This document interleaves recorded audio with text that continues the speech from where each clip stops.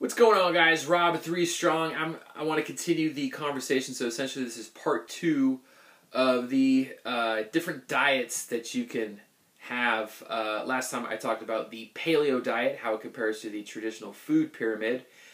Now I want to talk about the vegan diet and how it compares to the traditional food pyramid and options of the vegan diet. I'm really just talking about the extreme end of the spectrum. Where the paleo diet is heavy on the animal proteins and vegetables, and the vegan diet is very heavy on, well, no meats and vegetables. Or, sorry, no meats. It does have vegetables in it. And obviously how that compares to the traditional food pyramid. Right, here we go. So here we have our traditional food pyramid. Again, heavy emphasis on grains, some fruits and vegetables, even less meat and dairy, and oils and sweets. So, a lot of refined carbohydrates in the form of grains, corn, rice, all that stuff.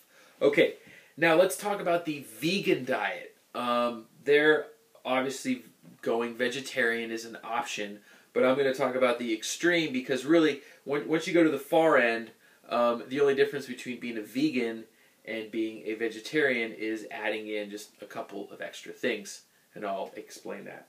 So now the vegan diet, since we don't have the animal proteins like in the paleo diet, that whole bottom section of the pyramid, absolutely gone, not even going to go there. Okay, large emphasis on whole grains, not just grains, but whole grains. A little bit more fibrous, a little bit less refined, but we still have to refine it because we're not literally eating unprocessed grains or cooked grains. Legumes and soy. So these are your beans. These are your whatever kind of bean you want, which are higher in protein, higher in fiber, but they're also relatively high in carbohydrates as well. Soy being a high protein plant food, that is going to be your main source of protein since we've tossed out the animal proteins, any animal protein, so no dairy, no animal meats, nothing like that. So the protein has to come from the soy. As we work our way up again, okay, cool, we got some fruits and vegetables, totally fine, that's awesome. Some fortified dairy substitutes, so since calcium, obviously, since you're not having the dairy, is an issue, and even iron and things like that, having fortified drinks is or some sort of supplement is kind of necessary, since you don't get that in a diet void of animal proteins. We have to supplement in some way. So that could be through almond milk, rice milk, soy milk, things like that. And then of course at the top you have your oils and sweets.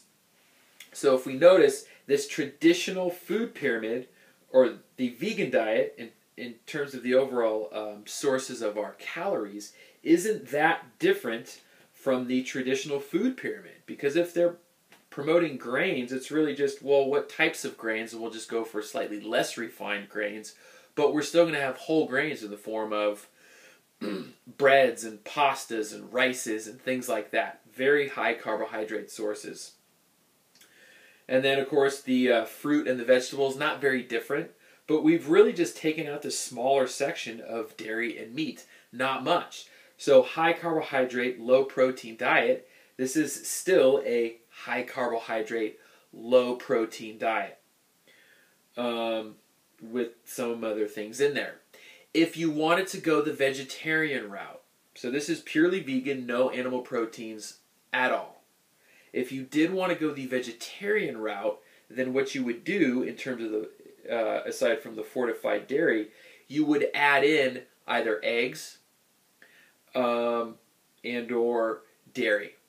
So up in this little section here, as kind of in moderation, would be your eggs and your dairy, which is called lacto-ovo-vegetarian. This is how they get a higher protein content. There are actually some bodybuilders. Bill Pearl, kind of a classic bodybuilder, he was a very,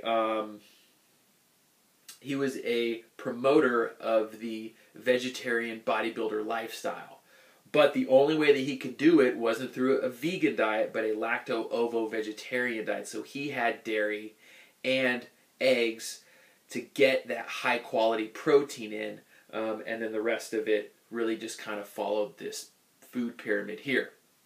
Again, just showing you the pros and cons and what each of these diets looks like. Granted, there are a lot of other options. We are just taking the basics of these foods, you know, the kind of main sources of calories and nutrients, and mixing it up in different ways.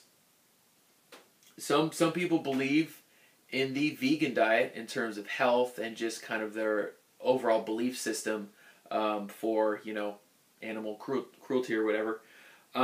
If you don't mind killing things or having other people kill things for you, then the paleo diet obviously is not going to be an issue. If you just want to stick with the traditional food pyramid route, we'll see how good that's going for you. But these are your major options for diets. There you go. Something to think about, guys. See you tomorrow.